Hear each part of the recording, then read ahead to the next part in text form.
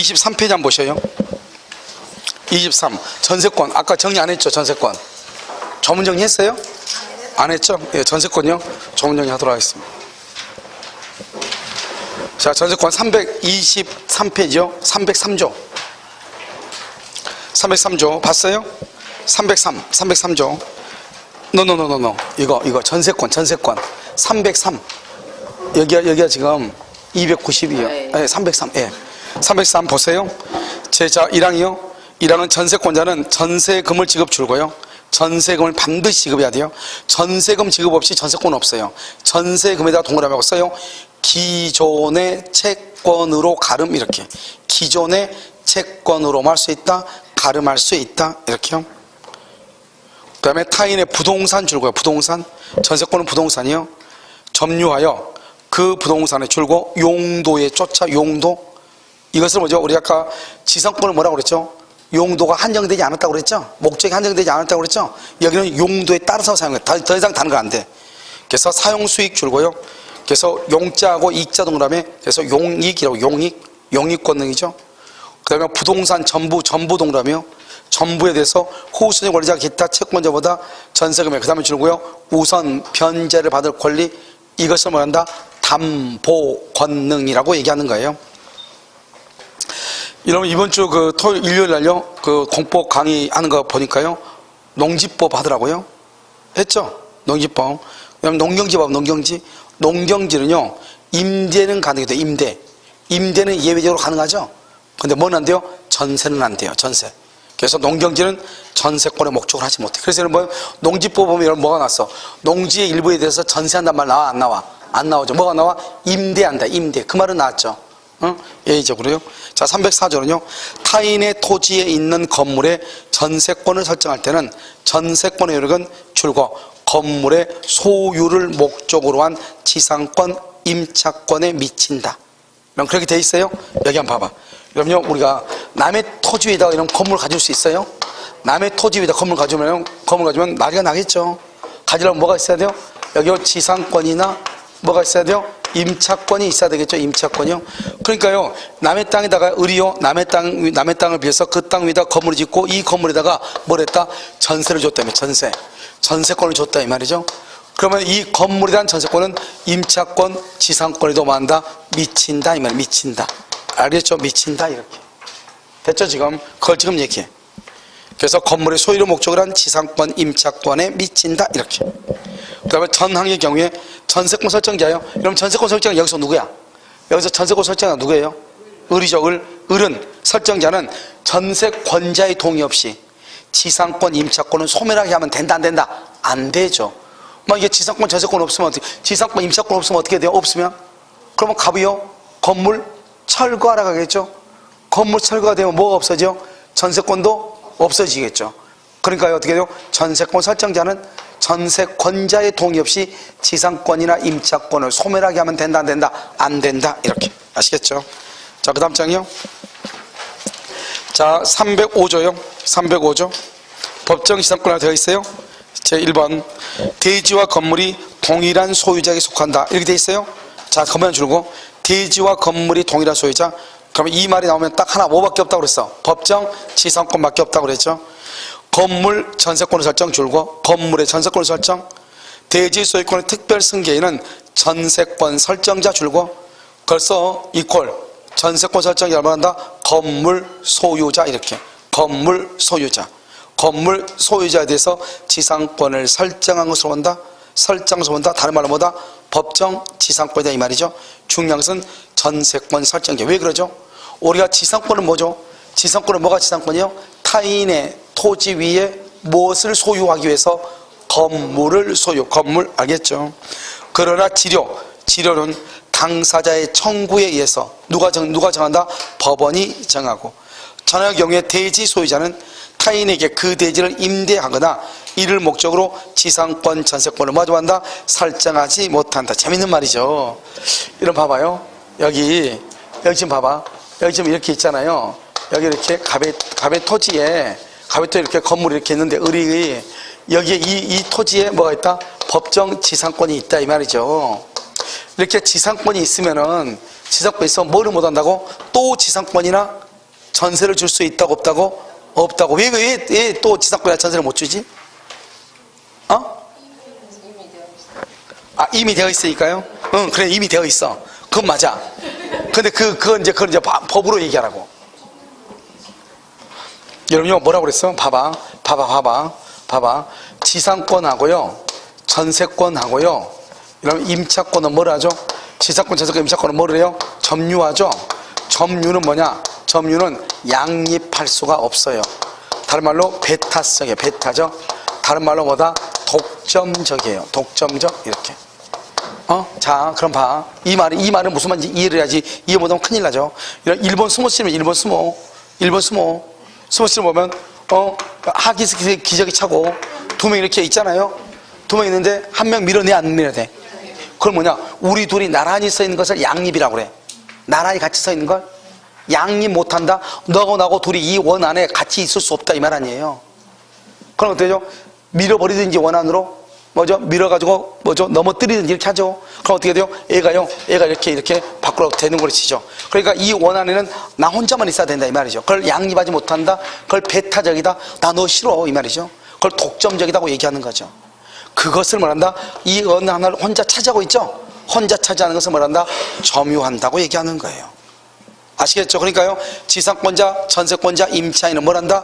점유하죠, 점유. 그 말이 양립할 수 없다, 배타적이다, 독점적이다, 이 말이야. 그러면 여기 봐봐요. 만약에 이 토지 있죠, 이 토지 전부를요, 갑이죠. 갑이라고 하는 사람이 만약에 이 토지를 만다, 지상권이 있다, 이 토지에 지상권이 있다 말은 여기 이 을이 이 토지를 전부로 뭐 하고 있다? 점유하고 있다, 이 말이죠. 그 말이잖아. 지상권이 있다는 말은. 지상권이 있다는 말은 점유한다는 말이죠. 그러면 다른 사람과 같이 있을 수 있다, 없다? 없죠. 그러니까요, 다른 사람한테 또 지상권이나 또 전세나 임차권이나 이런 걸 주면 된다, 안 된다? 안 된다. 그 말 아니에요, 지금. 알겠죠? 그리고 여러분 뭐라고 나온다? 이 토지 전부에 법정 지상권이 있는데 또 토지 일부에다가 지상권이나 전세권이나 임차권을 줄 수가 있다, 없다? 없다. 그걸 지금 여기를 얘기하는 거란 말이죠. 아시겠죠? 그래서 거기 보면 대지 소유자는 타인에게 그 대지를 임대하거나 이를 목적으로 지상권, 전세권을 설정하지 못한다, 이 말이죠. 전항의 경우 줄고, 전항의 경우 뭐냐? 법정 지상권이 성립하면, 이 말이죠. 법정 지상권이 성립하면. 알겠죠? 세 가지. 임대나 전세나 지상권을 설정할 수가 없다, 이런 말이지.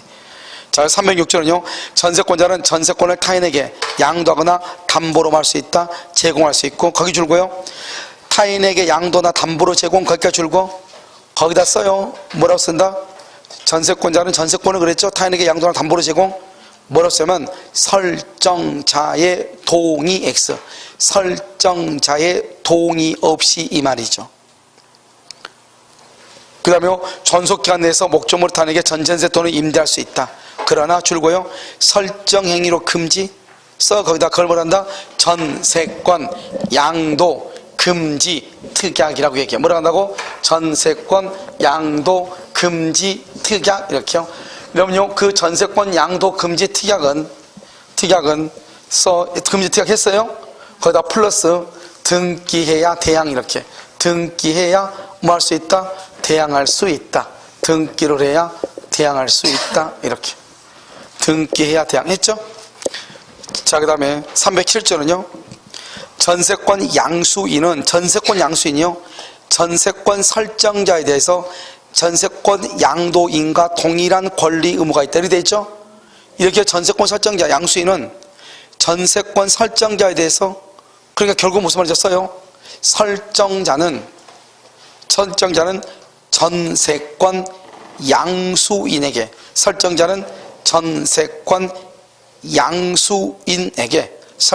전세권 양수인에게 전세금 지급, 이렇게요. 자, 308조는요, 전세권의 목적물을 전전세 또는 임대한 경우, 이렇게 돼 있어요. 전전세 또는 임대한 경우 전세권자는 전전세 또는 임대하지 아니하였으면 면할 수 있는, 그 다음에 줄고요, 불가항력으로 인한 손해에 대해서 책임을 부담. 불가항력이요. 왜 그러죠? 왜? 설정자의 동의 없이도 전전세 할 수 있으므로 이렇게 설정자의 동의 없이도 전세할 수 있다 이 말이죠. 설정자의 동의 없이도 알죠? 그래서 불광역으로 다니는 손해. 309조는요. 전세권자는 목적물에 뭐를 유지하고 현상을 유지하고 통상의 관리에 속한 수선 거기까지 줄고 목적물의 현상을 유지하고 통상의 관리에 관한 수선 이것을 뭐란다? 필요비라고 그래요. 필요비는 누가 부담한다? 앞에 전세권자 가격을 빡세. 그게 아주 중요합니다. 전세권자. 이걸 전세권 설정자 그러면 큰일 나. 전세권자. 누구라고 하면 안 된다?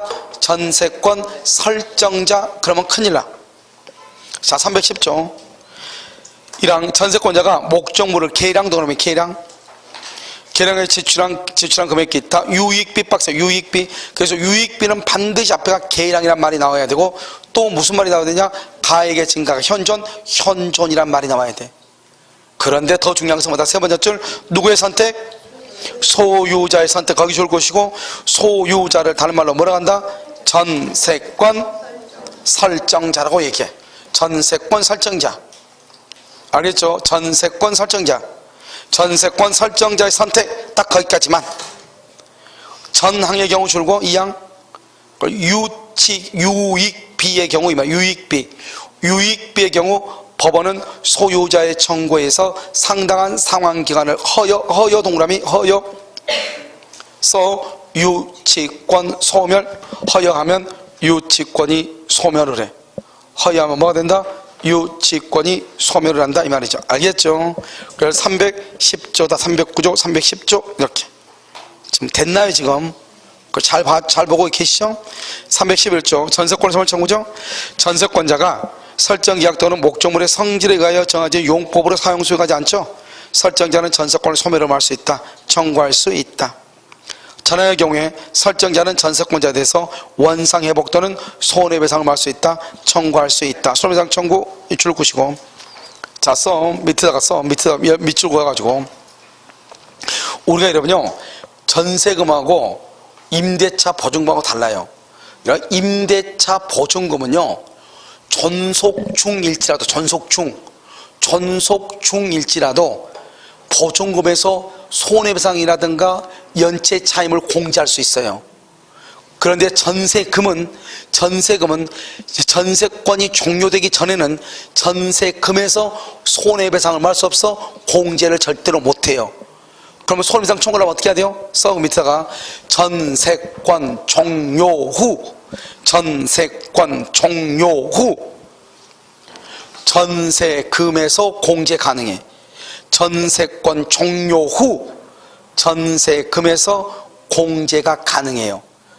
그런데 여러분요 임대차는 전속 중에서도 공제할 수 있어. 이게 아주 전세금하고 월세 임대차 보증금하고 큰 차이예요. 그러니까요 만약에 여러분요 예를 들어서 월세 사는 사람이 잘못해가지고 남의 걸 먹다가 화재가 나가지고 수리를 해야 될 일이 생겨 안 생겨? 생기죠? 그러면 어떻게 하느냐? 월세 보증금에서 공제할 수 있다니까요. 공제해가지고 그걸 가지고 수리할 수 있다니까요. 그런데 전세권자가 만약에요 남의 걸 먹다가 불났다. 그럼 수리해야 되겠죠? 수리할 때는요 전세금에서 그것을 수리비로 공제할 수 있다 없다? 없다니까요. 언제 돼야 돼요? 전세기간이 만료됐을 때. 아시겠죠? 자, 그 다음에 312조는요 전세권의 전속기간이죠. 전속기간 줄과 10년을 넘지 못한다.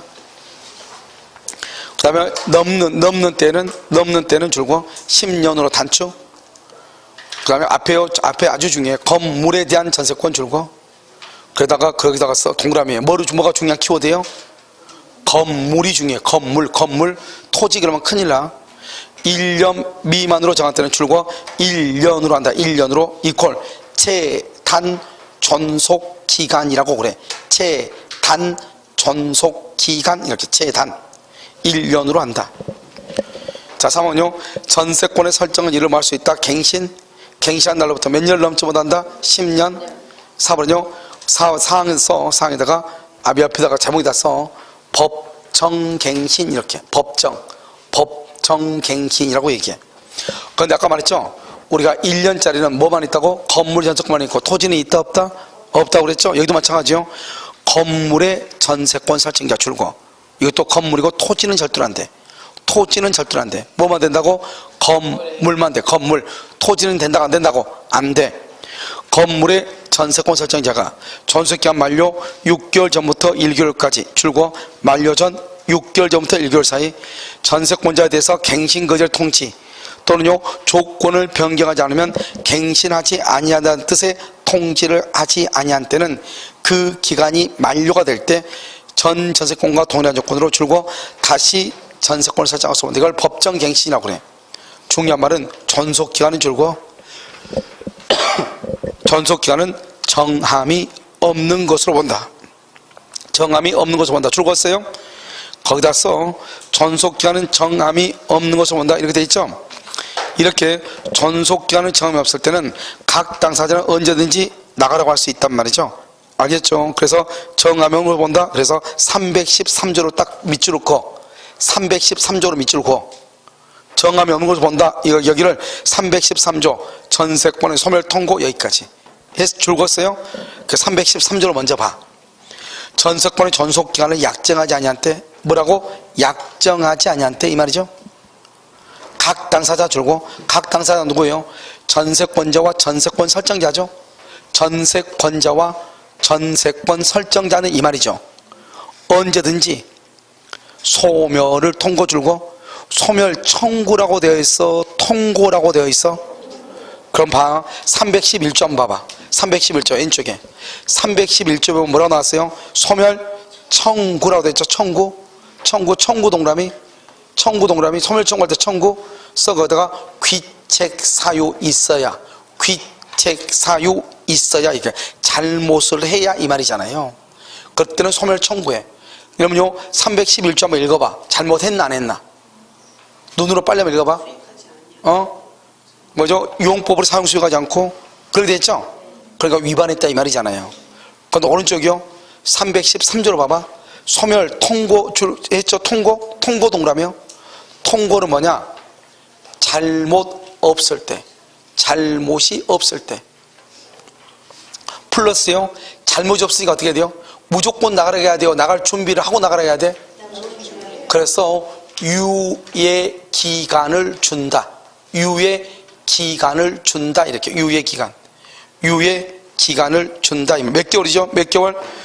6개월 이렇게. 그래서 밑에다가 3개월 X 3개월 그러면 안 돼요. 왜요? 3개월은 어디죠? 주택임대차 3개월이죠? 여기는 6개월 그래야 돼요. 자 312조 2요. 자 전세금이 목적 부동산에 대한 조세 공과금 기타 부담의 증감이나 경제 사정의 변동으로 인하여 상당하지 아니할 때 당사자는 장래에 대해서 증감을 청구하죠. 증감을 청구할 수 있죠. 그러나 증액의 경우 증액의 경우 줄것이고 대통령령이 정하는 기준 줄고 대통령령이 정하는 기준 줄었어요. 써 1년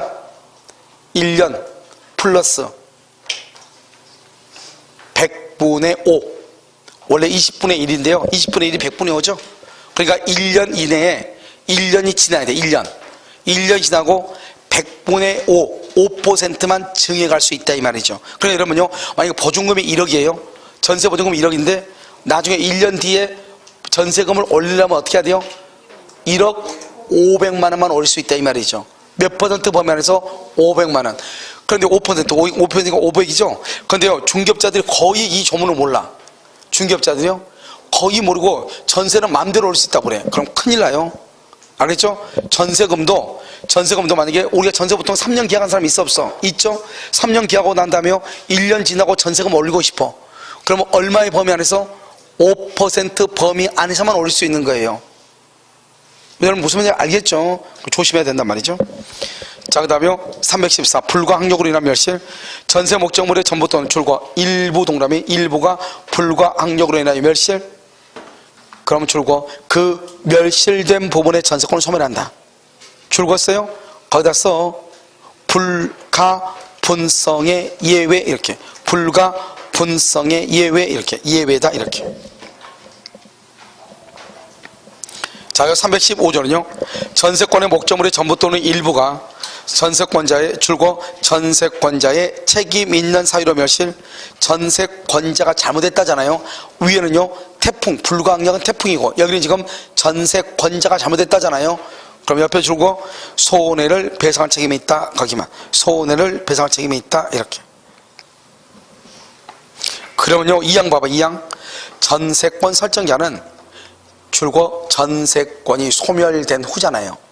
존속중고로 아까 내가 안 된다고 그랬죠. 소멸된 후 전세금으로서 손해의 배상에 충당하고. 언제 충당한다고? 소멸된 후에 충당한다고. 존속 중에는 안 된다고. 남은 돈이 있으면 이잉여가 있으면 반환한다 이 말이죠. 자, 이잉여가 있으면 반환 줄고 써 거기. 여러분 이게 뭐냐면 여러분 전세권자의 잘못으로 전세 목적물의 일부가 멸실되죠. 그러면 전세권자의 전세금 반환 청구권은 소멸한다 안 한다? 안 한다는 거예요. 써 거기다가 전세금 반환 청구권 소멸 X. 전세금 반환 청구권이 소멸되지 않는다 이 말이죠. 그래서 전세금 반환 청구권 소멸 X예요. 그럼 여러분 우리가 전세권자의 잘못으로 전세 목적물의 일부가 멸실되면 전세금 반환 청구권이 없어지는 게 아니고 일단 기간이 끝나고 나서 전세금으로 손해를 충당하고 남은 돈 있으면 돌려주죠. 그래서 돌려주니까 전세금 반환 청구권 소멸한다 안 한다? 안 한다 이 말이죠. 316조는요 전세권이 기간의 만료로 인하여 소멸하죠. 기간의 만료로 전세권자는 그 목적물을 원상히 회복해야 되고 그 목적물을 부속시킨 물건을 수거할 수 있다. 그러나 설정자가 부속물의 매수를 청구하죠. 줄고 전세권 설정자 박스에 부속 물건의 매수를 청구 줄고 거기다가 부속 물건 할 때 부속물 거기까지 하면 동그라미 부속 물건 할 때 부속물 매수 동그라미 청구 동그라미 이것을 말한다 부속물 매수 청구예요. 설정자가 부속 매수 청구라면 전세권자는 정당한 이유 없이 거절 못하고 전항의 경우에 전항이 뭐죠? 부속물 매수 청구권이죠. 전세권 설정자의 동의 줄고 동의를 얻었죠. 세 번째 줄 부속 물건의 매수를 청구 이렇게. 맨 끝에요. 설정자로부터 매수 동그라미. 그래서 설정자의 동의를 얻었거나 설정자로부터 매수한 것은 부속물의 매수를 청구할 수 있다 이 말이죠. 자, 전세권 소멸과 동시행이라고 되어 있나요? 전세권이 소멸한 때는 설정자는 전세권자로부터 목적물의 인도 줄고 전세권 설정 등기, 말소 등기에 필요한 서류를 교부 줄고 동시에 동그라미 전세금을 반환 이렇게. 그러니까 뭐죠? 전세금 반환하고 목적물의 인도 플러스 말소에 필요한 서류의 제공 의무는 무슨 관계다? 동시이행이다 이렇게. 그 다음에 318조는요 전세권 설정자가 전세금 반환을 지체 줄고 전세금 반환을 지체 맨 끝에 경매를 청구 이렇게. 자, 여러분 준용 규정이라 되어 있죠. 준용 규정이 지금부터 봐. 213조 214조 봐. 여기 213 214조 줄고 213조 214조 줄궜어요? 줄궜어? 자, 그러면 여러분요 내가 이거 준용이라 말이 무슨 말인가 지금부터 설명을 해. 213조하고 214조로 봐요. 페이지 17페이지 213조하고 214조로 봐. 지금부터 준용한다는 말이 뒤에 잡고 보고 있죠 지금. 자, 그럼 봐봐. 이런요 213조 한번 봐봐. 뭐라고 돼 있어? 소유물 반환 청구가 돼 있죠. 자, 그럼 어떻게 읽냐 봐. 소유자는 그 소유에 속한 물건을 점유한 자에 대해서 반환을 청구할 수 있다 이 말이죠. 이것을 소유자를 준용한다는 말은 우리 아까 전세권이죠. 전세권으로 바꿔서 읽으라 이 말이죠. 전세권자는 자기가 점유한 물건에 대해서 저 물건을 점유한 자 전세권자가 원래 점유하고 있어야 되는데 그것을 점유하고 있는 자에 대해서 반환을 할 수 있다. 청구할 수 있다. 밑에 봐봐. 소유자는 소유물을 방해한 214 소유물을 방해하는 자에 대해서 방해책을 청구할 수 있고 이렇게 돼 있죠. 그럼 어떻게 했냐? 전세권자는 전세권을 방해한 자에 대해서 방해제거를 청구할 수 있고 바로 밑에 소유권을 방해할 염려 있는 행위 전세권을 방해할 염려 있는 행위를 한 자에 대해서 예방이나 손해배상의 담보를 청구할 수 있다 이런 뜻이에요. 이게 바로 무슨 말이다? 준용이란 말이야. 알겠죠? 그러니까 결국 무슨 말이죠? 전세권에는 뭐가 있다는 거예요? 전세권은 물권적 청구권이 있다 이 말이죠. 자, 다시 와요 거기요. 216조에서 244조의 규정은 전세권자에 준용한다 이렇게 되어 있죠. 216에서 244조의 규정 거기를 줄고요. 페이지 25페이지 와가지고 뭐라고 했다? 216조 내지 244조의 규정 거기 줄고 있어요. 그러면 뭐냐? 상린관계예요. 상린관계. 상린관계 이렇게요. 즉 상린관계에 관한 규정은 전세권에도 뭐가 된다면 그때 준용된다. 그 말은 전세권 써 거기다가 전세권자는 직접 상린관계를 주장할 수 있다. 전세권자는 직접 상린관계를 주장할 수 있다 이런 말이에요. 직접 주장할 수 있다 이런 말이라고. 여러분 좀 이해되셨어요? 직접 할 수 있다, 주장할 수 있다, 직접 주장할 수 있다 이런 말이에요. 여러분 지금 내 말 지금 무슨 말인지 이해됐어요 지금? 이걸 얘기해. 그러니까 우리가 준용이란 말이 그런 말이고, 우리가 전세권자도 상린관계가 있다 이 말이죠. 사법시험에 나온 거예요. 전세권자는 상린관계를 직접 주장할 수 있다 이렇게.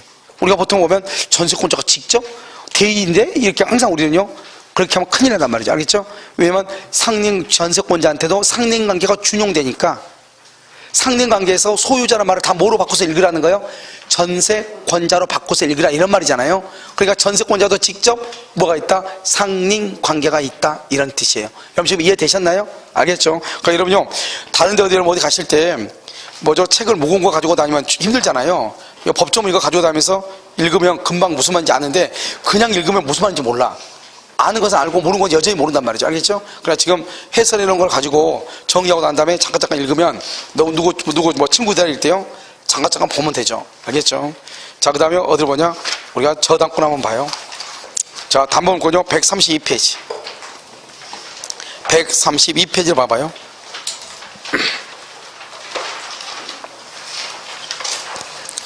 (132페이지) 봤어요? 자, 그럼 봐요. 여기요. 여기 이제 보시면 우리가 저당권에 갑이 있고 여기 을이 있죠. 을이갑한테 1억을 빌려주죠. 이것을 뭐란다? 피담보 채권이다 이렇게 얘기해요. 피담보 채권. 이 피담보 채권을 뭐란다? 이것을 확정이 되어 있고요.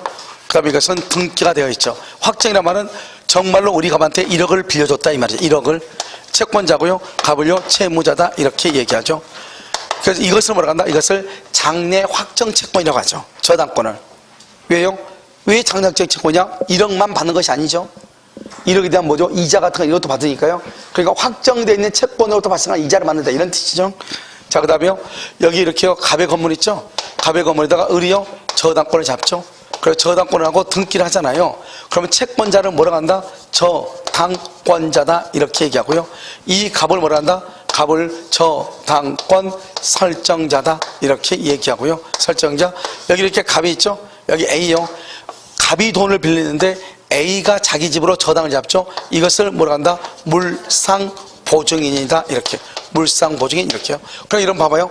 저당권 설정자는 채무자가 될 수 있고 보증인이 될 수가 있죠. 그런데 저당권자는 누구만 될 수 있다? 채권자만 될 수 있다 이 말이죠. 됐죠? 그럼 얘기 한번 봐봐요. 피담보 채권이요. 채권이 이렇게 병한테 을에서 병으로 이전하죠. 그러면 저당권도요 같이 병으로 이전을 해요. 왜 이전하냐? 이것을 뭐란다? 주된 권리라고 하고요. 피담보 채권은요 저당권을 종된 권리라고 한단 말이죠. 그러니까 주된 권리가 이전하면 종된 권리도 같이 이전해. 이것을 우리 뭐란다? 수반성이다 이렇게 얘기하죠. 수반성이요. 이전상의 부정성 이렇게요. 그런데 여기서요 봐봐요. 아까 우리 지역권은요 이전할 때 등기한다 안 한다? 안 하죠. 그런데 저당권은 등기해야 안 해요? 한다 이면 한다. 그래서 저당권은 등기를 하죠. 그런데 저당권 등기하려면 어떻게 해야 돼요? 저당권을 을이 병에게 넘긴다고 하는 저당권은 물권이죠. 이 물권을 넘기는 물권적 뭐를 해야 돼? 합의를 해야죠. 합의하고 여기서 등기, 부기등기를 해야 되잖아요. 그런데 여기서 합의를 할 때 누구하고 누가 합의하냐? 누구하고 누가 합의하냐 이 말이죠. 합의를 할 때 누구하고 누가 합의해야 돼요? 이게 중요하죠. 무슨지 알겠죠? 그러니까 여기서 합의를 할 때는 누가 한다? 양도인 을하고 양도인 을하고요 양수인 병하고 합의를 하는 것이다 이 말이죠. 누구는 합의하지 않는다? 물상보증인이나 채무자는 합의가 필요가 없다. 그건 왜 그럴까요? 우리가요 여기 보면 합의죠. 합의는 뭐죠? 계약이죠. 계약은 뭐죠? 채권이죠. 채권은 누구하고 특정인과 특정인이죠. 그러니까요 양도인과 양수인 간의 합의만 있으면 되는 거예요. 물론 여러분 봐봐, 이거는 지금 물권에 가는 것이고 그럼 이건 채권이죠. 그럼 채권이요 을에서 병으로 채권이 넘어가잖아요. 그럼 어떻게 돼요? 병이 갑한테 가서 돈을 받아야 될 거 아니에요? 그러면 갑은 분명히 우리한테 돈을 빌렸는데 갑자기 병이 와가지고 돈 달라고 하면 돼, 안 돼? 안 되죠? 그래서 이걸 말한다. 채권 양도 절차를 밟아야 돼. 채권 양도 절차. 그래서 어떻게 한다? 당사자 간에는 뭘 한다? 통지나 뭘 받아야 되고 승낙을 받아야 되고 제3자한테는 뭐 한다? 확정일자 있는 증서로 해야 돼. 확정일자 있는 증서로 이렇게 확정일자 있는 증서로 해야 돼. 그러니까 채권의 양도 있다. 즉 의리요 병한테 채권을 넘기면 그냥 넘기면 안 되고 갑한테 통지를 해줘야죠. 그래야지 갑이 뭐라 한다? 응 알았어요. 그럼 내가 병한테 돈 줄게요. 그러면 되는 거잖아요. 알겠죠? 그래서 이 두 가지를 갖춰야 된다 이런 말이죠. 자 그러면요 여기 또 한 가지는 뭐죠? 여기 봐봐. 갑이 우리한테 돈을 갚죠. 돈을 갚으면 어떻게 돼요? 주된 권리가 없어지죠. 그러면요 저당권 종된 권리는 말소 등기 없이, 이게 중요해.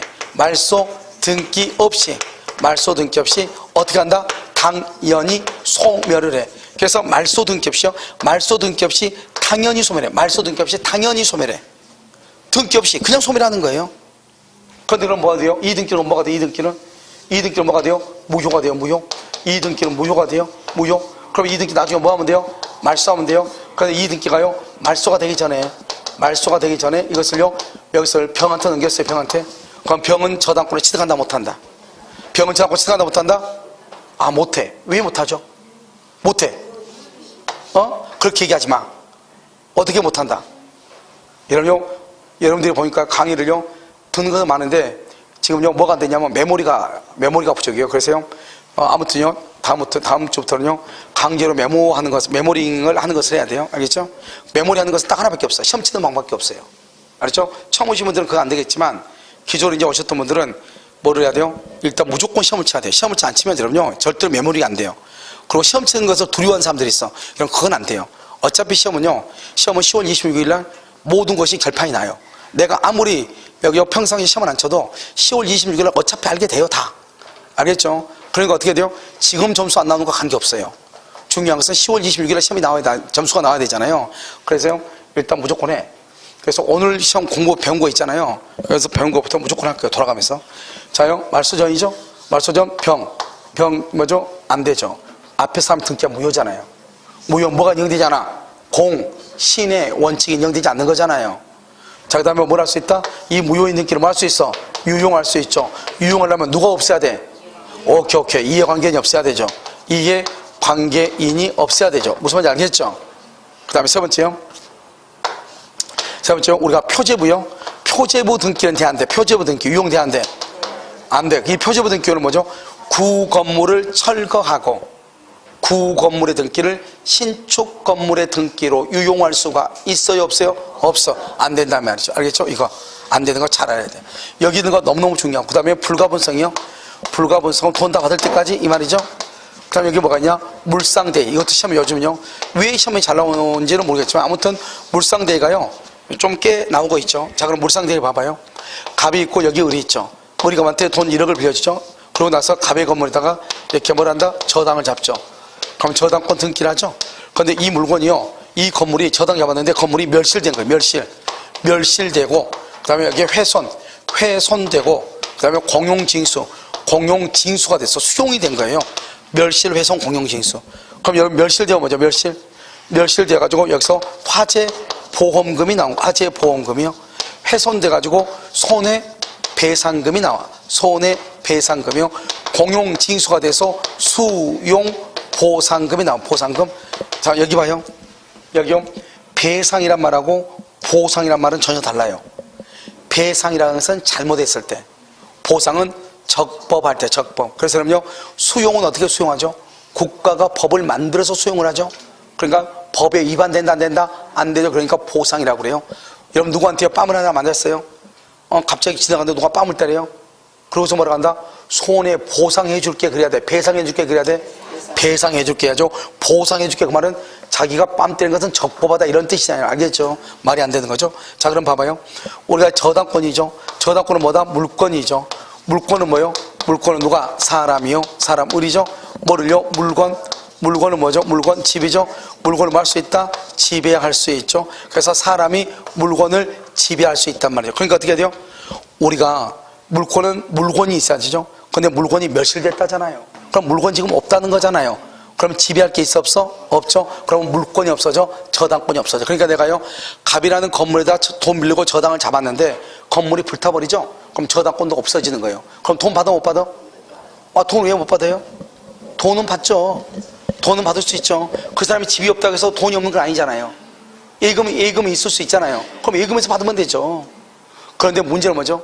돈을 숨겨버리거나 돈이 없다고 뱉지라 그러면요, 어떻게 해야 돼요? 받을 길이 있어 없어? 없죠. 이게 이제 문제죠. 그런데 만약에 담보가 있으면, 집이 있으면 돈 안 주죠? 그러면 경매에서 받으면 되는데, 담보가 없으면 뭐가 문제죠? 돈 받을 때 고생을 많이 하죠. 아시겠죠? 그래서 사람이 물건을 만다, 물건을 지배할 수 있는 권리다, 이 말이죠. 그런데 이 물건이 멸실되면서 화재보험금이 나왔죠. 화재보험금, 손해배상금이 나왔죠. 그럼 어떻게 돼요? 이 저당권은 이 화재보험금 위에, 이것을 뭐란다? 물건 위에, 이것을 물상대위다, 이렇게. 물건 위에요. 위에 미치죠. 물건 위에 미친다, 대위한다, 이 말이죠. 그러니까 이런 봐봐. 물상대위라면 딱 두 가지가 있어야 돼. 두 가지. 첫 번째 뭐냐? 첫 번째, 이 화재보험금을 채무자한테 지급하기 전에, 은행에서 뭐죠? 보험회사에서 지급하기 전에 갑한테 뭐를 해야 돼요? 압류해야 돼. 이게 아주 중요해요. 지급하기 전에 압류. 이때 이 압류를 누가 한다? 누구? 제3자의 압류라도 무방하지만 중요한 것은 지급하기 전까지 압류해야 된다. 지급하기 전까지 압류해야 된다, 이 말이죠. 이것을 뭐라 한다? 물상대위다, 이렇게 얘기해요. 물상대위, 이렇게. 그럼 잘 됐나요 지금? 알겠죠? 이것을 물상대위, 이렇게 얘기하는 것이죠. 자, 그 다음에요, 이제 우리가 뭐냐면 말소 기준 권리라고 하는 것이 있어. 우리가 이제 말소 기준 권리요. 그럼 이런 말소 기준 권리가 뭐죠? 우리가 경매가 되면은 저당권, 근저당권, 압류, 가압류, 그 다음에 뭐죠? 가등기 담보, 이렇게요. 가등기 담보. 물론 여기다 이제 또 경매 개시 등기, 경매 기입 등기를 또 한 사람이 있어. 똑같아. 압류했다는 말이나 경매 개시랑 경매 기입 등기했다는 말이랑 똑같아. 우리가 가압류하고 경매를 하면 압류하거든요. 저당권 같은 경우는 경매 개시 등기라고 하거든요. 똑같은 말이에요. 알겠죠? 그때부터 경매가 시작되니까. 그럼 아무튼 경매하려면 그 집을 뭘 해야 돼? 압류를 해야 되거든요. 알겠죠? 그래서 말소 기준 권리인데, 여기서 보면요, 세 가지만 알 수 있어요. 세 가지가 A하고 B하고 C하고. 이러면요, 지금 내가 몇 번 얘기했죠? 그럼 이것만 우리가 무슨 말인지 이해를 해도, 여러분요, 지금 오늘 하루 강의가요, 적어도 50만원짜리 강의는 되는 거죠. 왜냐면 경매보험에서 배우는 게 이거 하나 배우는 걸 배우려고 경매보험 가는 거죠. 그 다음에 여러분요, 거기다 또 20만원짜리가 뭐요? 유치권이죠. 그러니까 여러분 경매학원에서 보통 보면 70만원에서 100만원 사이 이렇게 경매학원 가서 돈 주고 배우는데, 그 중에 하나가 뭐냐면 법정이상권 배우는 거. 법정이상권. 하나가 유치권 배워요. 우리가 오늘 유치권 배웠죠? 법정이상권 전주에 배웠죠? 그 다음에 마지막으로 배우는 게 권리 분석하는 거. 이 세 가지. 이게 바로 여러분요, 70에서 100만원짜리 경매 강의예요. 그런데 그러면 경매학원에서 그 사람들이 가면 똑바로 설명하냐? 그건 절대로 못해요. 할 수가 없어요. 왜? 경매 강의는요, 보통 몇 주 하냐면 14주 정도 이렇게 하고 12주 이렇게 하거든요. 그렇게 하게 되면 나머지 한 6주 정도는 뭐죠? 공부를 하고 민법을 나름대로 설명하고, 나머지 6주는 이렇게 실무 이렇게 하러 다닌단 말이죠. 그런데요, 여러분 6주 동안에 민법을 어떻게 가르치겠어요? 하루에 3시간씩 해가지고. 알죠? 그러니까 여러분요, 여기 지금 배우는 것이 그냥 전부다예요. 경비에 관한 전부다. 그리고 나서 이제 이것 말고 우리가 전번째 배웠던 공유지분이죠. 공유지분. 지분에 대해서 약간의 이의가 있으면 그 다음에는 혼자 책을 보고 다 모든 걸 마스터할 수 있어요. 자, 그럼 여기 봐. 여기 보면 이 A가 있죠? A가 저당권이죠? 여기요 전세권이죠? 여기요 근저당권이죠? 이렇게요. 여기 전세권이죠? 전세권이고, 여기 저당권이고, 여기요 가압류가 이렇게 있다, 이 말이죠. 가압류, 이렇게요. 여기는요 저당권이죠? 여기는요 가압류죠? 가압류, 여기요 근저당권이 이렇게 있다, 이 말이죠. 그럼 이렇게 되면 이제 어떻게 될 것인가? 자, 먼저 딱 경매가 되면은요, 등기부를 딱 먼저 봐야 되겠죠. 보고 난 다음에 이런 것들이 어디에 있는가를 빨리 찾는 거예요. 어디 있어? 여기 있고, 또 어디 있어? 여기 있고, 여기는 어디 있어? 여기 있고, 여기는요, 여기 있고, 이렇게 다 있네. 됐죠? 일단 먼저 빨리 다 찾는 거예요. 갑구하고 얼굴을 봐서 다 찾고 나서 뭘 한다? 시간 순서대로 배열을 하는 거예요. 시간 순서. 그러니까 내가 지금 미리서 이제 배열을 해놨죠. 그러고 나서요, 그 중에서 이런 것들을 딱 찾고 나서 그 중에서 제일 위에 있는 거, 제일 위에 있는 거 여기죠. 제일 위에 있는 거 여기죠. 제일 위에 있는 거 여기죠. 최선순위.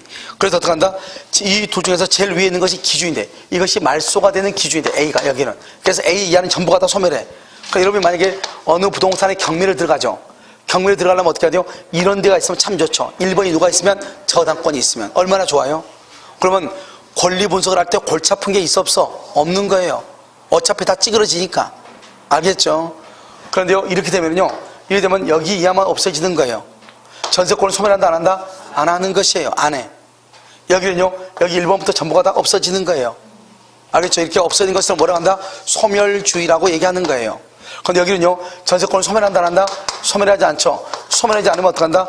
경락받은 경락인이 책임을 져. 경락인한테 뭐가 된다? 인수된다. 인수주의라고 얘기하는 거예요. 경락인이 인수한다. 소멸되지 않는다. 인수된다. 인수주의라고 얘기하는 거예요. 그런데요, 우리나라 사람들은요, 경매된 집에 타는 거 재수없다고 생각하는 사람이 있어. 알겠죠? 그래서요, 나 그냥 이 집 경매됐으니까 돈 받고 나갈래요. 이럴 수 있단 말이죠. 그럼 여기서 뭘 할 수 있다? 배당 요구를 할 수 있어. 배당 요구. 알겠죠? 배당 요구를 하게 되면은, 그때는요, 이것은 소멸을 해요.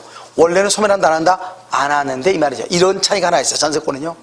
그런데요, 이 밑에 있는 전세권은요, 무조건 없어져. 그럼 없어지면 어떻게 돼요? 여기서 경매대금이 만약에 3억이 나왔다고 해봐. 3억. 이 사람은 1억 5천이고, 1억 5천이고, 이 사람은 8천이고, 이 사람은 2억이다, 이렇게요. 그러면 이 경매대금에서 순서에 의해서 나누어 가는 거예요. 이 사람이 얼마 가죠? 1억 5천. 이 사람 얼마? 8천. 그럼 남은 돈이 얼마예요? 7천이죠? 그럼 이 사람은 7천 가져가고 1억 3천을 손해볼 가능성이 있죠. 손해보는 것은 아니에요. 손해보는 것이 아니고 1억 3천을 못 받았으니까 갑이 다른 재산이 있는가 봐야 되겠죠? 그럼 다른 재산이 있는데 다 자기 마누라 앞으로 빼 돌렸겠죠? 아, 그럼 어떻게 돼요? 마누라 납치해서 묻어버리면 되죠. 알겠죠? 그렇게. 그러니까 이제 이렇게 되면은 사람이 열받으니까 이런 사람들은 분명히 어떻게 돼요? 돈을 못 받으니까 열받잖아요. 그러니까 이제 이때는 심부름센터에도 또 부탁하죠, 이 사람들이. 알겠죠? 그래서 어떻게 해요? 마누라 납치해가지고 돈 내놓을래, 안 내놓을래, 이렇게. 그럼 뭐 거의 다 돈 내놓죠. 그럼 뭐 이런 경우는 뭐가 있어야 돼요? 먼저. 아니, 그렇게 하죠. 그럼 이게 이제 문제죠, 우리나라. 우리나라 어떻게 하죠? 원래 돈 못 받으면 금방 끝내야 되잖아요. 그런데 그렇지 않아요. 돈을 숨겨놓고 안 갚으니까 문제예요. 그러면 여러분 생각을 해봐. 그 사람은 숨겨놓은 거 눈에 다 보이는데 나는 내 돈을 못 받아. 억울해, 안 억울해요? 억울하죠. 그러니까 어떻게 해야 돼요? 묻어 주셔야 되죠. 알겠죠? 그런데 이제 이런 경우 이제 우리가 이제 어떻게 할 것인가. 그래서 이제 여러분 만약에 판결문이 있으면 아주 좋죠. 판결문이 있으면 여러분요, 나중에 쉬는 시간에 쳐오란 말이죠. 뭐냐, 채권 추심이라는 것을 넣어줘. 딱 치면 채권 추심 기간이 전부 나와. 옛날에는 상행에 관한 것만 채권 추심이 가능했는데 지금은 민사채권도 확정 판결이라든가 공증이라든가 화해 조서라든가 이런 것이 되어 있는 것들 있죠. 이런 것들은 다 채권 추심이 가능하도록 돼 있어요. 알겠죠? 그러니까 그 깍두기한테 그걸 부탁을 해. 그럼 깍두기가요, 한번 보죠. 그 사람 돈 있어요? 물어보죠. 그 집 마누라는요? 있다. 이러면요, 아, 그러면 그 이제 돈 자기네 딱 보고 와가지고 그러죠. 아, 이거는 뭐, 처음에는요, 뭐, 8대2로 이렇게 하죠. 1억 받아오면 내가 2천, 너가 8천 이렇게. 그러다가 이제 좀 이따 또 얘기하죠. 아, 이거 너무 어려워가지고 이것은. 그래서 또 3대7로 가다가 6대4로 가다가 어차피 못 받을 거, 그 다음에 5대5로 가다가 이렇게 쭉 가죠. 알겠죠? 그런데 아무튼 여러분요, 반드시 뭐가 있어야 돼요? 판결문이 있어야 돼요. 또는요, 공증, 승계 있어야든지, 화해 조서가 있든 이게 있어야 돼. 상사채권은 이거 없으면 절대로 안 돼요. 아시겠죠? 아, 민사채권은. 그래서 그걸 가지고 이제 맡기면 돈을 받을 수가 있죠. 자, 그다음에 여기는요, 전세건이고, 여기가 이제 문제죠. 여기 이제 가압류가 더 있어요. 가압류가 뜨면 문제예요. 여기가 지금 돈이요, 1억 9천이에요. 1억 9천. 여기 사람이 1억이고요. 이 사람이 1억이고요. 이 사람이 2억이에요. 받을 돈이요. 그런데 1억 9천에 경매가 된 거예요. 그럼 이 사람 얼마 받아가요? 1억 받아. 이 사람 얼마 받아가요? 이게 이제 문제란 말이죠. 알겠죠? 여기가 가압류죠? 가압류는 뭐를 가압류하냐? 우리가 이것을 채권을 가압류해. 채권을 가압류해. 우리가 가압류하고 가처분하고 같다 해서 틀리다겠어? 가압류가 뭐예요? 아, 여러분요, 다른 데 사람들도 다 영상 들으니까 아는 책 좀 하고 말 좀 해봐. 그러면 내가 알아서 할게. 그 다음에 내가 알아서 할 테니까. 가압류가 뭐예요? 가압류는 돈에 관한 것은 다 가압류예요. 여러분요, 월급 못 받았다, 강사를 못 받았다, 뭐 공사대금 못 받았다, 친구한테 빌려준 돈 못 받았다, 아무튼 있죠? 이 돈에 관한 것은 전부가 다 뭐예요? 그건 가압류예요. 그럼 가처분은 뭐예요? 돈 빼고 나머지가 가처분이에요. 알죠? 이런 거 보면 우리가 택시 운전을 하는데 마약, 물뽕 받고요, 막 가가지고 맛이 간 상태에서 운전하는 사람들이 있어 없어? 있죠. 그럼 그 사람들 운전대 잡게 해야 돼? 못 잡게 해야 돼? 못 잡게 해야죠. 그때 하는 게 뭐냐? 가처분이에요. 알죠? 운전금지 처분, 가처분. 알겠죠? 운전 못하게끔 하는 거. 그 다음에 여러분요, 내가 지금 뭐 하고 있죠? 강의하고 있죠? 강의하고 있는데 강의 소리가 무슨 말인지 전혀 모르겠어. 근데 계속 하고 있어. 하지 말라고. 뭐를 한다? 압류해야 돼? 가처분해야 돼? 그렇죠. 이건 뭐죠? 강의는 돈이 아니잖아요. 그냥 가처분을 하는 거예요. 이런 무슨지 알겠죠? 그러니까 가압류와 가처분 다르죠? 그러니까 가압류는 채권이란 말이죠. 그런데 채권은 봐봐. 채권은 뭐가 채권이죠? 특정인과 특정인이 채권이죠.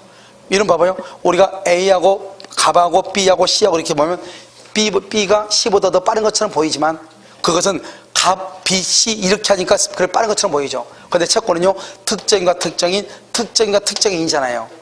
무슨 알겠죠? 그러니까는 갑, B, C가 아니라고요. 채권은 갑하고 B하고 갑하고 C라고요. 채권은. 그러니까 순서를 정할 수가 있어요, 없어요? 없어. 그래서 채권은 모든 채권자의 순서는 평등해. 모든 채권자의 순위가 평등하니까 어떻게 한다? 가압류 이하의 경우는 어떻게 한다? 둘 다 순서가 똑같이 봐버려. 똑같이 보고 남은 돈이 얼마죠?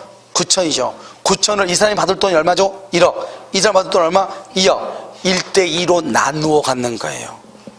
알겠죠? 그러니까 9천이니까 이 사람 얼마 가져가고 3천, 이 사람 얼마 가져가지고 6천, 이렇게 나누어서 가져가는 거예요. 이해됐나요 지금? 이거 하나만 조심하면 되고, 그 다음에 또 한 가지요. 우리는 경매를 할 때 잉여주의라고 해가지고 무조건 저당권이 있다고 해서 경매하는 게 아니에요. 알겠죠? 이 건물이 이렇게 있는데요, 이 사람이요, 이게 한 2억밖에 안 돼요. 2억 가격인데 이 사람이 1억 5천 빌려주고, 이 사람이 1억 5천 빌려주고, 내가 1억 5천 빌려줬어요. 그런데요, 내가 경매를 청구하려고 해봐요. 그럼 이 물건 가격이 2억밖에 안 되는데요, 나는 돈 받을 가능성이 있어 없어? 없죠. 이런 경우는 경매 청구 못해요. 아무리 저당권이어도. 그걸 잉여주의라고 그래.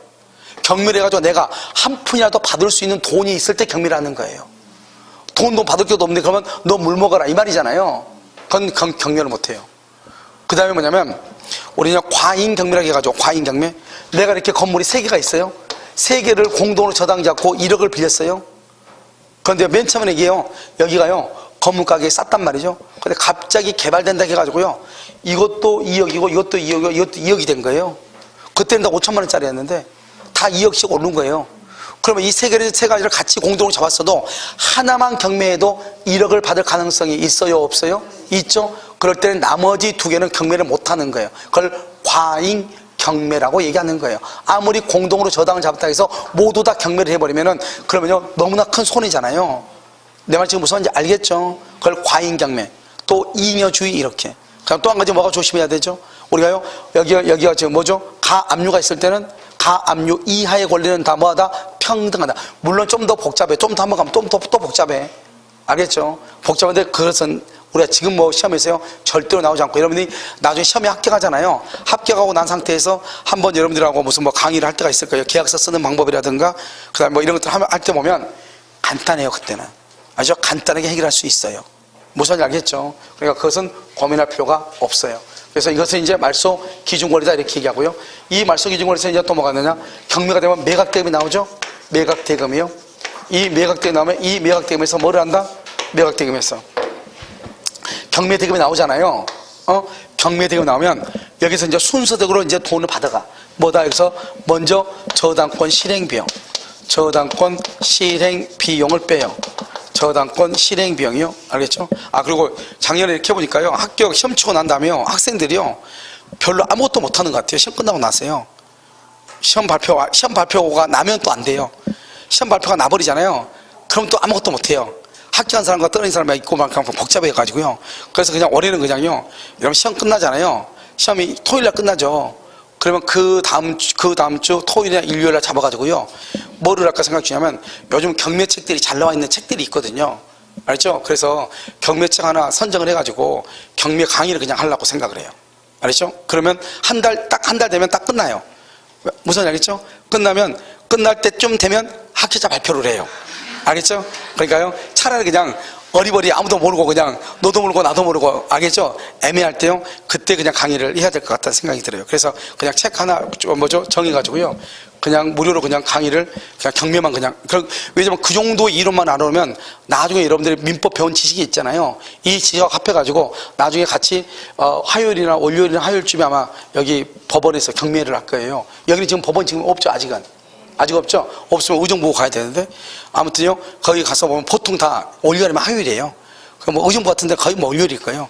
거기 보통 10시 한번 그럼 오후 2시 이렇게 알겠죠? 그래서 한번 가가지고 절대로 들어가면 안 되고 옆에서 인간들 하는 건요 가서 어슬렁거리면서 들어보는 거예요. 뭐 하는지 알겠죠? 그러면 자기네끼리 끼리끼리 와서 막 얘기한단 말이죠. 그래서 중요한 것은 거기 가서 이제 뭘 보는 것이냐 서류를 보는 거죠. 서류. 우리가 지금까지 배웠던 서류 있죠? 여러분 보면은 이 서류가 그 서류구나. 입찰 봉투가 이거구나. 봉투 쓸 때 쓰는 방법 이렇게 쓰는구나. 이런 거 쭉 서류를 한번 가서 다 한 장씩 뽑아오는 거죠. 알겠죠? 그래서 보고 거기 먼저 바인드 처리 있죠. 경매해가지고 물건에 대해서 이제 현황조사 해놓은 거 있죠. 그 현황조사 해놓은 거 한번 이렇게 넘겨보고 이렇게 되어 있고 거기 가서 보면 이제 뭐가 나오냐. 이런 감정평가 배웠나요? 감정평가의 3방식 나와 안 나와? 나오죠. 감정평가 3방식 뭐예요? 무슨 방식이에요? 내가 황당스럽네. 3방식 몰라? 가지고 3방식? 원가법 있고 또 오케이. 거래사 비법 있고 오케이. 그 세 가지가 있는데 그 세 가지 중에 한 가지 방식으로 이 건물을 평가했다고 하는 것이 거기 나와요. 감정평가. 그래서 뭐냐면 감정평가사한테 맡기잖아요. 그러면 내가 어떤 방식으로 해서 이 건물을 평가했더니 이 건물의 가격이 얼마다는 게 딱 나와. 그럼 여러분요, 중요하죠. 학교에서 배웠던 그 짧은 그 감정평가의 글씨, 감정평가 원래 책이 엄청 두꺼워요. 그런데 그 정도의 지식만 돼도 그것을 볼 수 있는데 충분히 볼 수 있어요.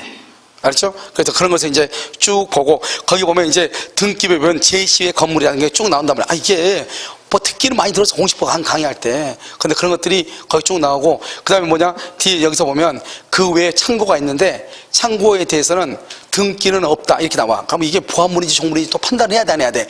해야 되잖아요. 이런 것들이 거기에요. 거기에 보면 현황조사도 보면 쭉 나와 있단 말이죠. 알죠? 가서 한번 째려보면 돼요. 알겠죠? 그래서 가서 보면 되니까요. 그때는 저작권 실행비용 나오는데, 저작권 실행비용에서 가장 이제 많이 차지하는 게 감정평가 비용 같은 거. 이런 거 이제 비용이 있고, 그 다음에 이제 송달해야 되잖아요. 송달료라든가, 또 보면 집행관이 또 현장에 가서 현황조사 해야 되잖아요. 그때 들어가는 비용들이 다 여기 다 들어가요. 보통 한 1억 원이요? 한 80만 원에서 100만 원 든다. 이렇게 생각하시면 돼요, 그냥. 알겠죠? 그 다음에 뭐냐면 제3취득자. 제3취득자의 비용상환청권. 비용은요, 피로비하고 유익비, 제3취득자의 비용상환청권, 이렇게. 그 다음에 뭐죠? 최우선 변제권, 이렇게요. 최우선 변제권, 이렇게. 최우선 변제권. 최우선 변제권 뭐가 있죠? 여기 주택 임대차고요. 그 다음에 상가 건물 임대차고요. 임금 우선 특권, 이렇게 되어 있어요. 여러분, 주택 있죠? 이 주택에는요, 서울에서는 1억 얼마? 1억 1000 이하일 때 얼마까지? 3,700까지. 상가는 얼마? 6,500 이하에서 얼마까지? 2,200까지. 임금은요, 3월분의 임금, 재해보상금, 이렇게. 알겠죠? 그 다음에 여기요, 당해세가 있어요. 당해세는요, 국세하고 지방세가 있죠? 그래서 물건에 대해서 나오는 세금이요. 그 다음에 우선변제권이 있어요. 우선변제권은 뭐가 있어요? 저당권이나 근저당권이나, 그 다음에 여기 전세권이나 이런 것들이죠. 또는 임차권이요. 여기 전세권은 등기, 저당권도 등기, 임차권은요, 확정일자, 이렇게. 이런 것으로 비교를 하죠. 근데 여기 봐봐요. 전세권, 저당권, 근저당권, 이건 뭐다? 물권이죠. 물권이고요. 여러분, 주택, 상가, 임금 뭐죠? 이것은 채권이죠. 여러분, 물권과 채권이 부딪히면 누가 우선하죠? 채권이 우선하죠. 알겠죠? 여기 이렇게. 원래는 뭐가 우선한데? 물권이 우선한데, 예외적으로 뭐가 우선한다? 채권이 우선할 수 있다. 이 말이 여기서 중요해. 그래서 우리가 보면 물권법 첫 시간에 보면 물권과 채권이 부딪히면 물권이 우선한다. 이게 나오죠? 예외적으로 뭐가 우선한다? 채권이 우선한다. 그게 바로 이게 말이에요. 이게 채권이 우선한다. 이 말이죠. 최우선 변제권이 우선 변제보다 우선한다. 이런 말이죠. 아시겠죠? 자, 그 다음에 이제 여기서 한 가지 더 봐야 돼요. 여기서 뭐냐? 제3취득자란 말, 제3취득자. 알겠죠? 그럼 저당권은 어려운 게 아니에요. 저당권은 어려운 게 아니고 이게 지금 다 저당권을 공부하기 위한 거란 말이죠. 제3취득자는 뭐냐면 이런 것이에요. 그럼 제3취득자고 후순위 권리자고는 전혀 다른 말이에요. 여러분, 이렇게, 여기 A가요, 저당권이나 근저당권이 이렇게 있어요. 저당권, 근저당권 2월 1일이요. 1억을 빌려주고요. 갑의 토지에다가 저당을 잡았어요. 이게 5억짜리 건물인데요. 땅인데요. 그런데 이 을이요. 이 을이, 여기 을이요. 저 뭐죠? 여기 을이요. 언제요? 3월 1일 날요. 3월 1일 날 매수했다. 매수인. 알겠죠? 또는요, 지상권이다. 여기요, 전세권이다. 이 말이죠. 이렇게요. 그럼 이것을 우리 뭐란다? 이것을 제3취득자다. 이렇게. 제3취득자. 이렇게 얘기하는 거예요. 지금 여기 보면요. 여기가 지금 뭐죠? 여기가 근장이죠? 그럼 여기가 을이죠? 여기 매수인이고, 지상권이고, 전세권이고, 이렇게. 이것을 제3취득자. 이렇게 얘기하죠. 그러니까 이걸 뭐라고 있냐? 이렇게 읽어. 봐. 이렇게. 저당권이 설정되어 있는 토지를 뭐란다? 저당물이라고 그래. 저당물. 저당물을 매수했다 말은 이미 뭐가 됐다? 저당권이 있다. 이 말이죠. 그러니까 저당물을 매수했다. 제3취득자라고 얘기하는 거예요. 이해되셨나요? 그럼 봐봐요. 지금 여기가 몇 번이죠? 1번이죠. 여기가 몇 번이죠? 2번이죠. 이 사람들을 후순이라고 하지 않아요. 이 사람들 뭐란다? 제3취득자라고 얘기해. 만 여기에요. 여기에 저당권이 있고 여기 이 3번으로 또 저당권이 있다. 그러면 이 저당권자를 뭐란다? 후순이라고 그래. 그러니까 제3취득자하고 후순위는 전혀 달라. 어디서 다르냐? 좀 있어 우리가 근저당권에 가서 보면 완전히 다르다고요. 무슨 말인지 알겠죠? 그러니까 이게 저당권이 있고 근저당권이 있고, 그럼 후순위 저당권이 있고 매수했다. 지상권 전세권자는 뭐라 한다? 제3취득자. 이렇게 말이 완전히 달라진다고. 이해됐어요? 그럼 여기 봐봐요. 이 제3취득자는 어떻게 한다? 그럼 여기 봐봐요. 이게 말소 기준권리죠. 말소 기준권리니까 경매가 되면 어떻게 돼요? 1번부터 싸그리 다 소멸해버리죠. 그럼 큰일이잖아요. 그럼 경매를 당하지 않으려면 돈을 갚아야 되겠죠. 누가 돈을 갚아야 돼? 갑이 갚아야 되겠죠. 언제요? 변제기 후에요. 변제기 후에 돈을 갚아야 되는데 돈을 갚지 않죠. 그러니까 경매가 들어오겠죠. 그러면 이게 나 죽잖아요. 이 1번 이하는 다 죽으니까. 그러면 을은 경매를 당하지 않으려면 갑한테 돈을 갚으라고 했는데 갑이 돈을 갚지 않는단 말이죠. 그럼 어떻게 한다? 채무자의 의사에 반하더라도 무슨 말이냐? 채무자가 뭐라고 하냐? 돈 갚지 말라고. 자기 그냥 이번에 경매 당하고 죽을 거라고. 그러면서 경매 당할 거니까 돈 갚지 말라고 그래. 그건 네 사정이고, 이게 경매가 되면 누가 죽어요? 너 죽는 건 죽는 건데 누가 죽어?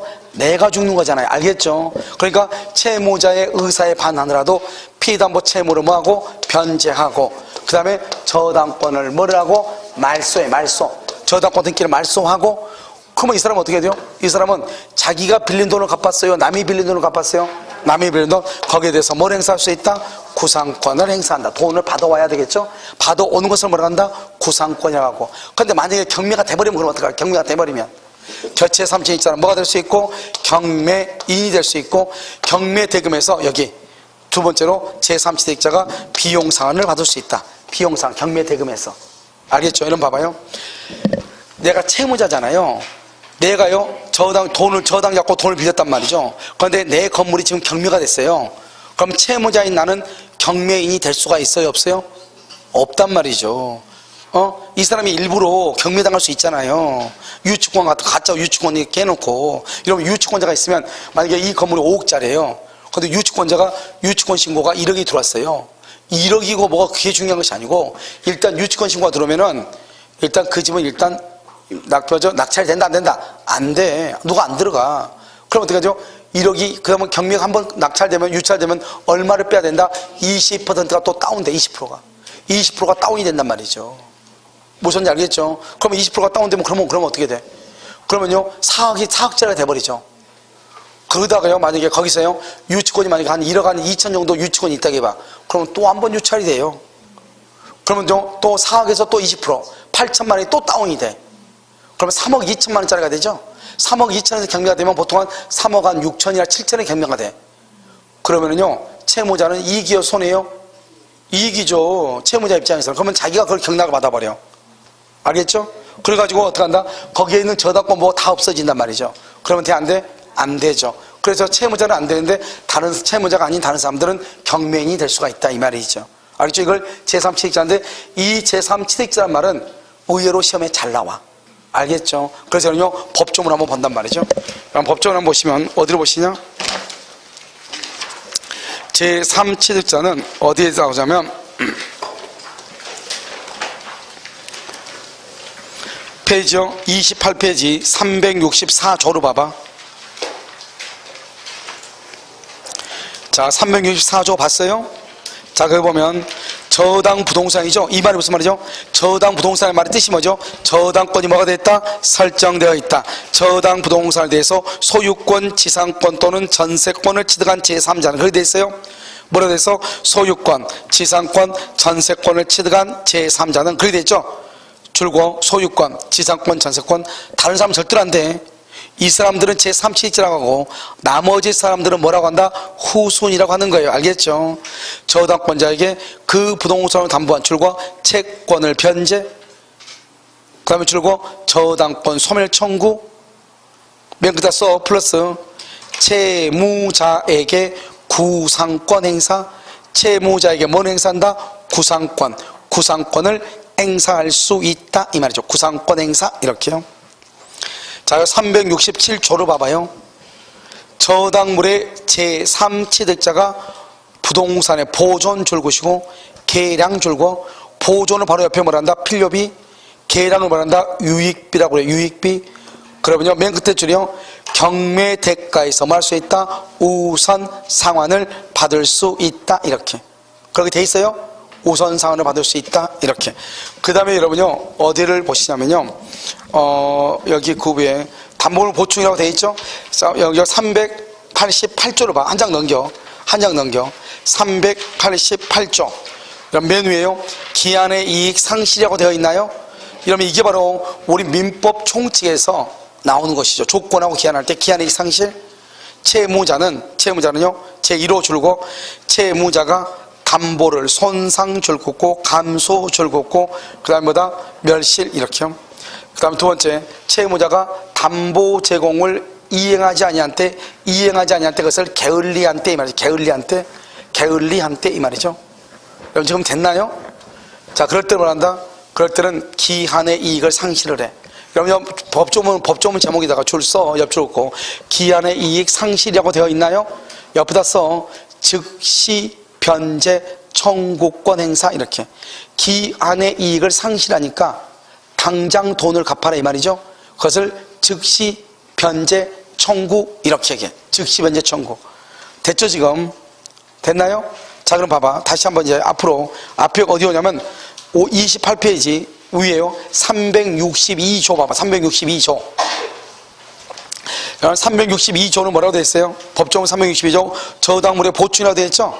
뭐라고 해서 저당권 설정자의 뭐라고? 책임 있는 사유 이렇게 책임 있는 사유 설정자 줄 것이고 책임 있는 사유 줄 것이고 저당물의 가액이 현저히 감소 줄 것이고 그 다음에 바로 밑에요 원상회복 또는 그 다음에 줄고 상당한 담보 제공을 청구 줄고 이러면 상당한 담보 제공을 청구로 뭐라고 한다? 이퀄 담보물 보충 청구권이라고 그래.